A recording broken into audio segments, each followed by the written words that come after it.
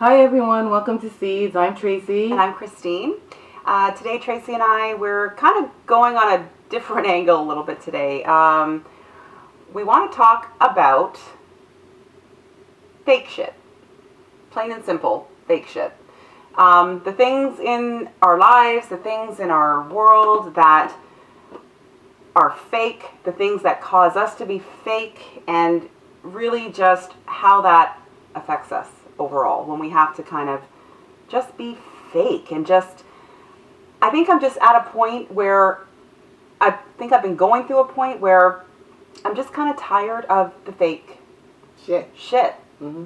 Sorry, like, we're going to use this term because really that's truly how I feel. We could be saying fake stuff. We could be saying, pretentiousness, but really at this, where this is, it's fake shit. Just the fake shit that goes around, the things that cause us to be fake and not to be authentic, and how that affects us as people, how it drains our energy, how it affects who we are, and this need to have to kind of put ourselves out in a certain way. And I think a lot of things will probably come out of this, like certain fears, why we do the things that we do and whatnot. So, fake shit.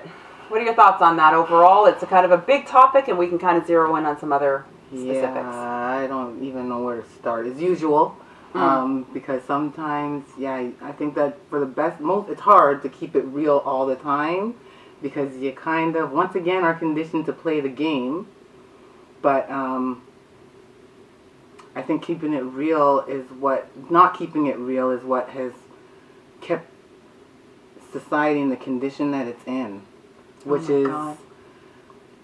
I think, and that's probably why you are getting so affected by it, because being a real person in a fake world, I think it's out of your element. It's funny because hearing you even say, and you're so right, is that it's hard to keep it real all the time. I think what I'm finding now is that pendulum is switching. I'm finding it hard not to keep it real. I'm finding in those instances now, I mean, I still do it. I'm just so aware of it. I've become so aware of when I'm not keeping it real to my authentic self. You know what I mean? And I'm just like, I'm tired of it. Like, it's this fake. It's draining. It's so draining. It's draining for you because you know what you really want to say to people, but sometimes saying, unless you can find a very tactful way to say some things, but even still people might take offense. But now there's the question, do we have to be worried about people taking offense? Like, who do we have to be true to ourselves, or protect others more than ourselves? I think that as long as you can not offend somebody, and I don't mean there's, it doesn't matter what we do in this world, there's always going to be somebody that's going to be offended, because they're either not going to agree with your position or agree with whatever. But as long as you're not overtly, being nasty to somebody or hurting somebody in that kind of way, is there not a way that we can be real all the time? All the time. That would be all the time without hurting or... I can't be responsible for people how they take it. Exactly. But I can certainly be responsible for how I am intending to send it. Yes. Right? So people will always have their own perspective and perception of what you're saying. So from that no matter what. So then, you know what? So here's the thing. No matter what then, if you're not going to please everybody anyway, even when you're fake, you're not going to please everybody. True. In being fake. So then why not just keep it real? It's like when you have your days where you just don't feel like having people in your space, and it's not because there's anything wrong with them, but you're just not in the mood to deal with anybody at that moment. So you kind of give the quick, easy answer because you don't want people to pry. If you want to keep it real and you're in a bad mood sometimes, and you say you're in a bad mood, then you get the, well, why are you in a bad mood? What's wrong? And it's like you want to process things on your own. How about just, I'm not in the greatest mood, I don't want to talk about it. Some people, that would be the real thing, but some people don't listen. That's the thing. Some people don't listen, and then it will progress to the point where it's like, you know what? Get out of my face. So, and that's not with everybody. You can kind of think, but I just find sometimes, for me, it's just easier to be that fake person in that moment just to get a quick getaway. I've been fortunate to have worked for a company, and this I can tell you is not fake. Okay, I mean, honest to goodness, I worked for a company for 11 years, and as far as companies are concerned, really a great company. I mean, all companies have their things. There's politics. There's all kinds of things, and I didn't leave the company because I didn't like the company. I mean, if I had to go back into any kind of corporate environment, I would totally recommend that company for anybody, because they're just a great, solid company. They've been around for a long time and whatever. But I had the benefit of working for this company for 11 years. And I remember walking into, I'd been there maybe about 10 years by this time, and I remember walking into the kitchen. And, you know, everybody comes into the kitchen and they make their coffee and whatever it was. And there was a manager there. And just like any other day, hey, Kristine, how you doing? And I'm like, hey, good, how are you? And how was your weekend? Oh, my weekend was great.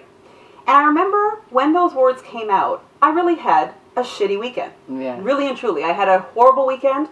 The fact that I was even at work that day was like a miracle in and of itself.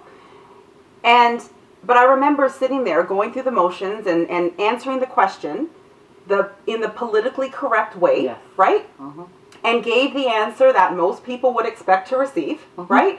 Hey, it was great. How was yours? Oh, mine was good too. And I sat there, and it was almost as if time stood still, and I thought, that is such a lie, what you just said. Like, it's such a lie. And then I remember putting my hand down. I'm like, let's call him Bob, okay? I'm like, you know what, Bob? Actually, you want to know the truth? I had a horrible weekend. And no, I'm not feeling good. And I remember his face. He was kind of like, oh, you know, he was not expecting that, because I'm sure he really didn't really, I'm going to assume this. I'm assuming he probably really didn't care how my weekend was. And as a person to person, he might have. Like, if I sat down there and talked to him, I'm sure he would have listened. But most people ask those questions. They're rhetorical questions. They're just like, questions just to be polite. Just to be polite. Just to fill in the space. Just to fill in the empty space.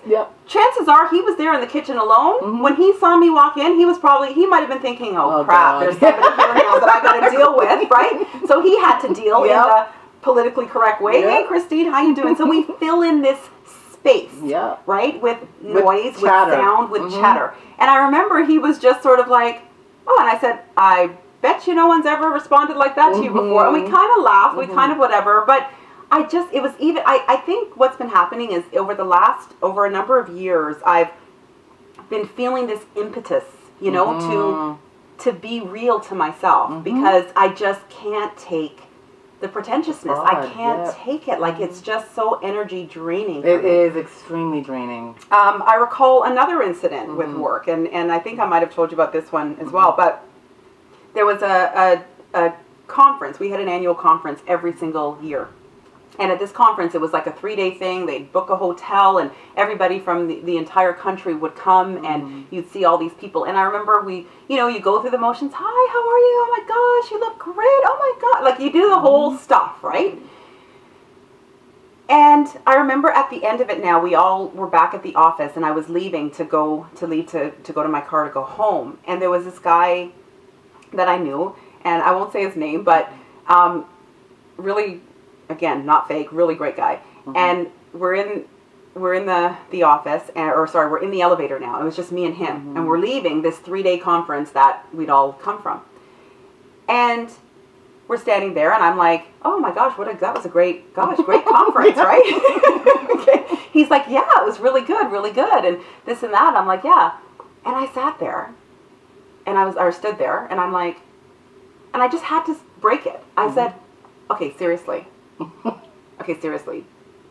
was it really that great? And I'm like, and then he kind of looked at me, and I'm like, why do we do this? I said, we go through the whole, and when I brought the truth to that small little elevator space, we just started cracking up.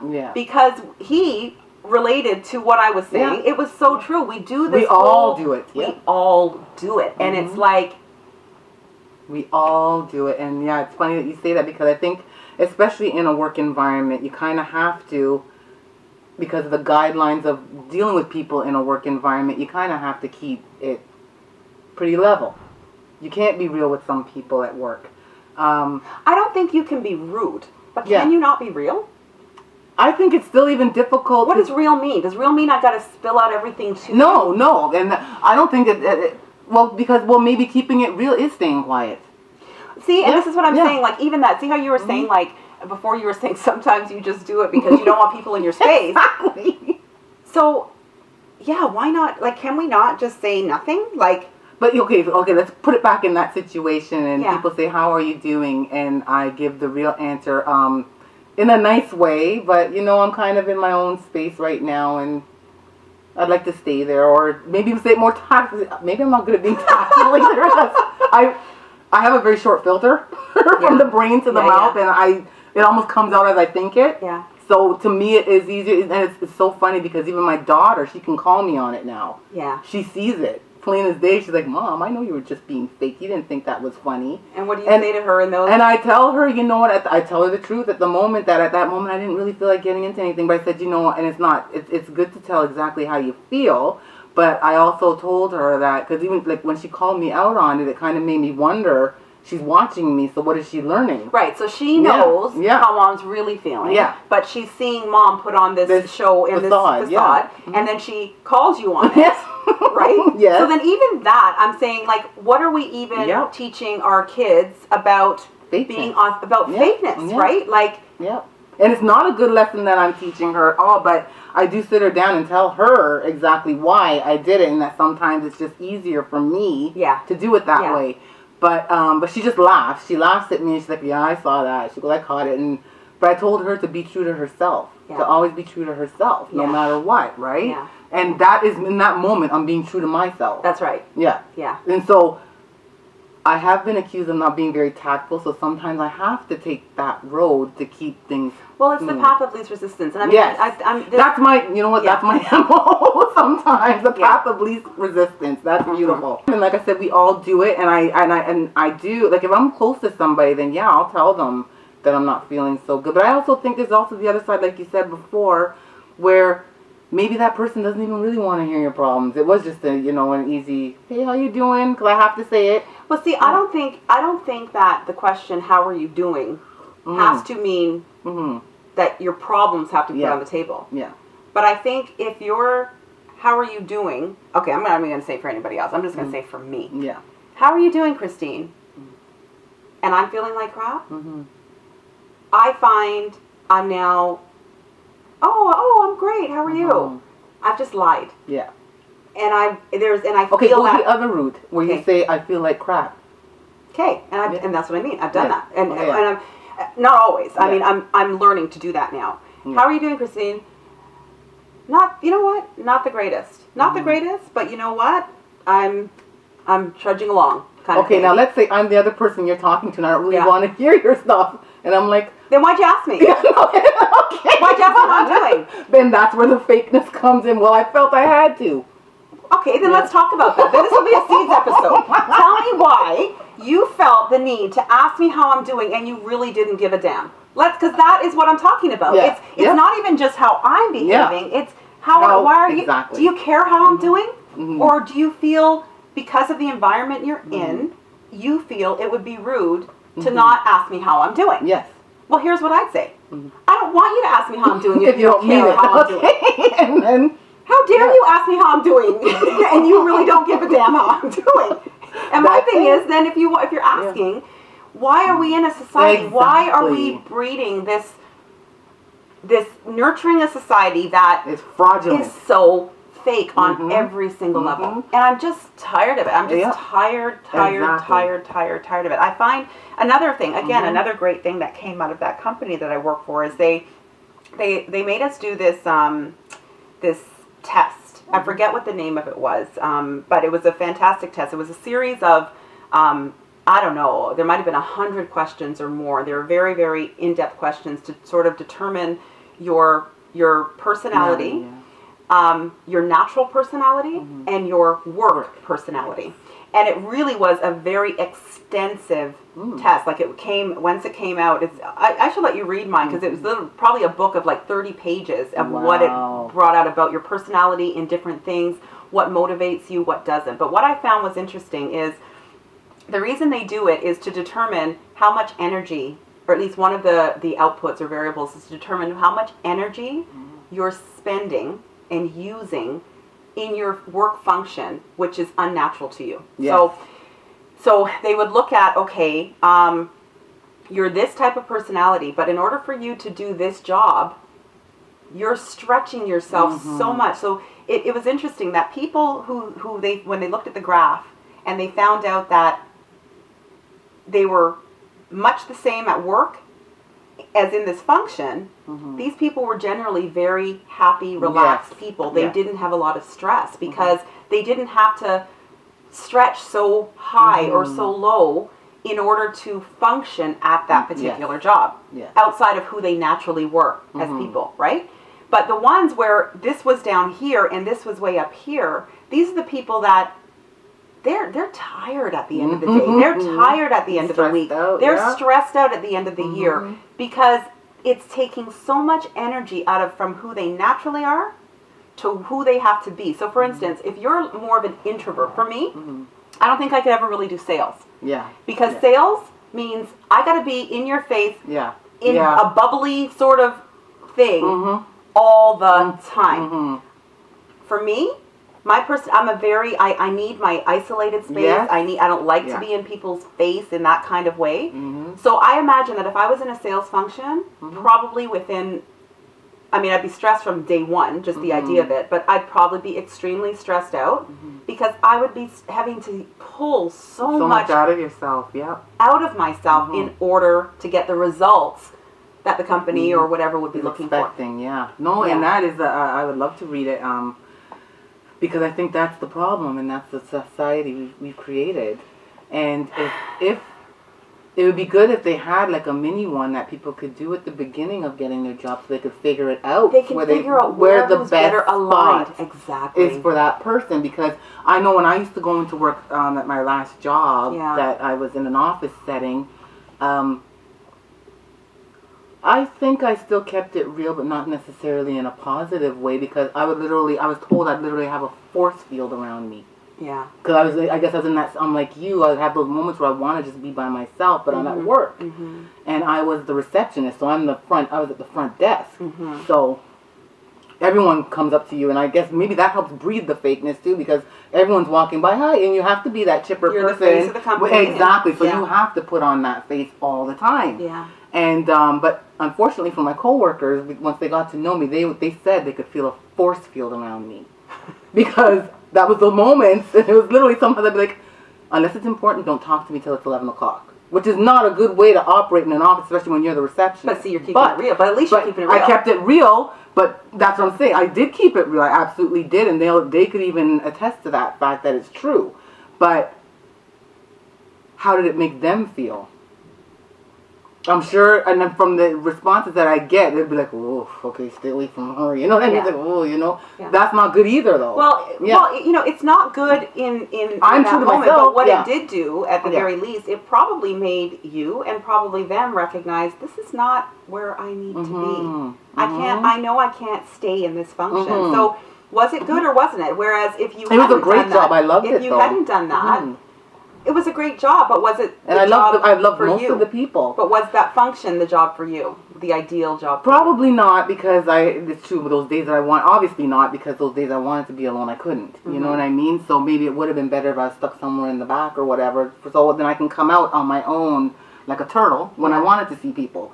But, so maybe not in that respect, but don't get me wrong, I loved the people there, and I loved the job. Yeah. And like, if I had to go back to a job as the way it was then, I would definitely go back to that. Yeah. Because the people were great. Yeah. But maybe being at the front desk and having to put that face on all the time probably wasn't best for me, because I'm like you, I can get into my moments where I'm an introvert where it's like I don't want anyone around me. Yeah. I just want my quiet. And I mean, you know, from a practical sense, you know, we do have to adapt to certain environments. Absolutely. And we have to, I mean, we're going, really, every company that we go into, they have their own culture. Yeah, exactly. And if we're going to be going into a company, we have to adapt to their culture. We have to adapt to their culture. Having said that, we can find the balance. We can affect their culture too. True. And in a positive way. It is funny. One thing that I'm really proud of is I remember my manager when I did leave, and I got a really rare opportunity to have an exchange with her, and it was fantastic. And I remember one of the greatest things that she said to me, and I'm very, very pleased about this, is she said, the one thing about you is that you were so real. Yes. A real person. Yeah. You know? So I think managed to do I did manage to still do it and to maintain do my job, the environment, you know, but maintain also not lose myself. You know, and I find it gets a little easier with age because you start to get more comfortable in your own skin where it becomes natural for you to move as you.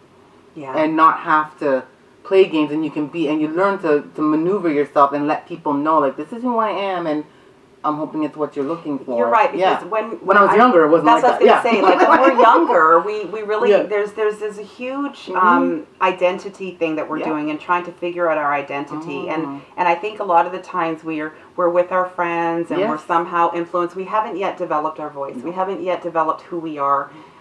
We may be afraid to speak up with certain things. I mean, I say that.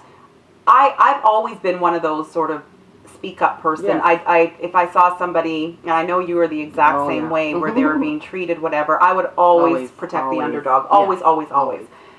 But, and that was just, I couldn't help doing that. But I also know there were other situations where maybe not as pressing situations, right? Like in those situations, it was like the protector of me came out, the fair person of me would come out, and the justice, right? And that's fine. But in some of those other more subtle situations, you're out with your friends, you're doing this, or maybe you're being exposed to something that you don't, whatever, and maybe because you don't want to be ostracized, or you don't want to be whatever you or you don't want the attention on you that's already shifted on someone else, right? So, and you collude in certain ways by not saying anything. So you just sort of, in those instances, you're not being real. No. And you're still feeling it, though. Yeah. And you're absolutely feeling it. And it drains you, like you said. It drains you because after when you go home, you think about it and think about, maybe I should have done this, or maybe I should have done that. Not even when you go home, from the minute or from the minute you don't. But then, and it's also too late. You know what I mean? But you do it'll wander on your mind, and that in itself will drain energy from you because you're sitting there thinking about, this is what I should have done. All right, so we're talking about fake shit. I like saying that. And we're calling it fake shit because that's exactly what it is. It's shit. Yeah, and this is another aspect and element of Tracy and I's personality. Probably in some of the other segments, we're and it's not, we were keeping it real then too, but softened it a little.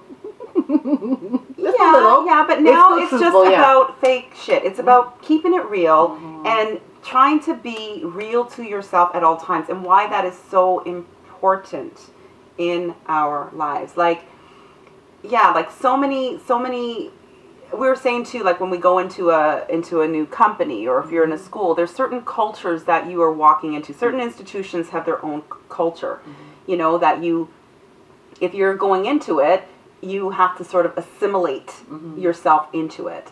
But I do feel that we do have the ability to affect change in it as well.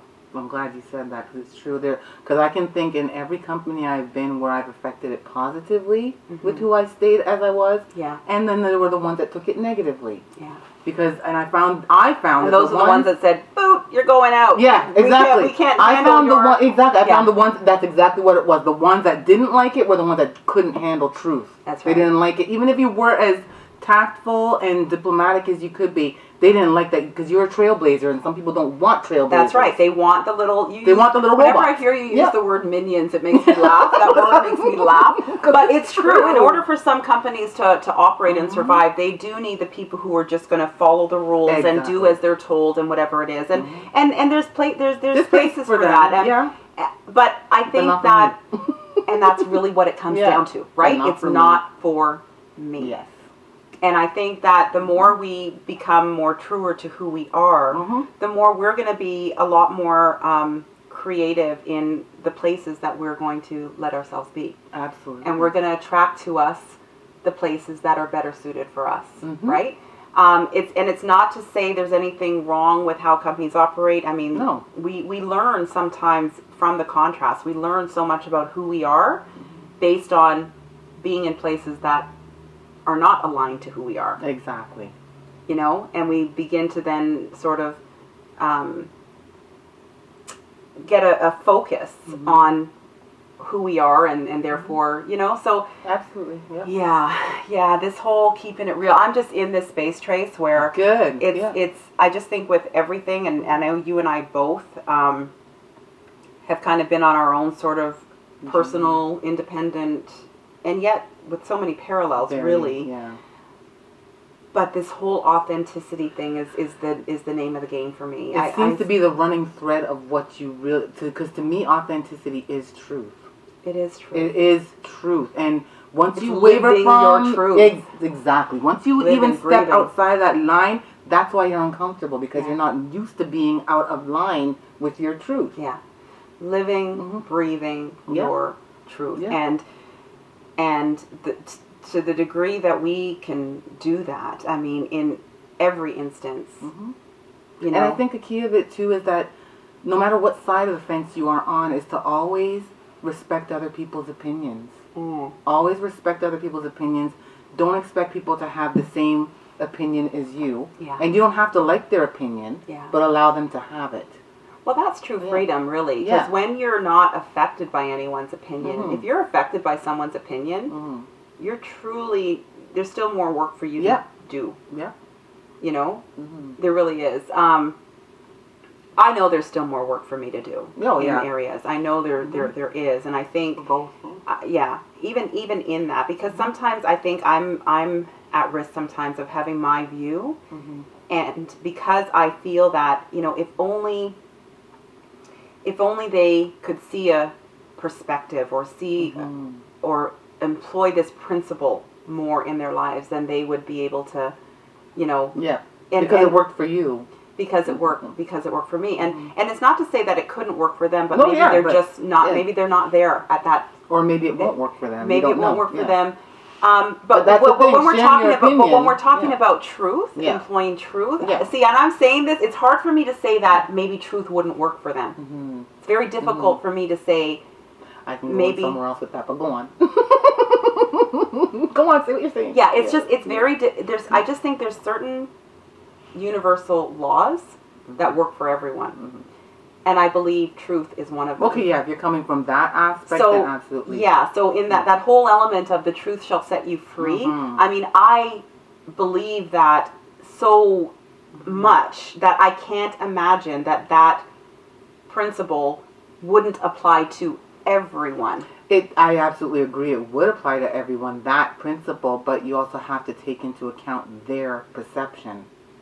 Even though you're giving a plain out truth, we don't know how they perceive that. And it does come down to how, like, you could be coming from, let's take do unto others as you like them to do unto you.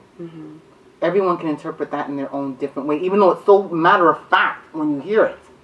But how people interpret that is how they interpret it. Just like how you can find someone can play a song, people can get a million different interpretations of what that song meant. That's what I mean. Even though you're giving a direct truth, let's just say someone's not at I don't even like to use this word, but in a higher consciousness or that frame of mind. As you're speaking it as a pure truth, and it's a law even in the universe, some people might see it differently. Right. So, and I totally know what you're saying. Yeah. And I get what you're saying. They too, might, but I think every one of us could say those words and it be true to them. But like you said, how it looks and how it feels to them could be different from how it looks and feels to you. Like the outward expression of it. Yes. Yeah. Even inward, even within them, maybe they don't see it like, I can't find an example of how to do it, but I could just say there are people that I know,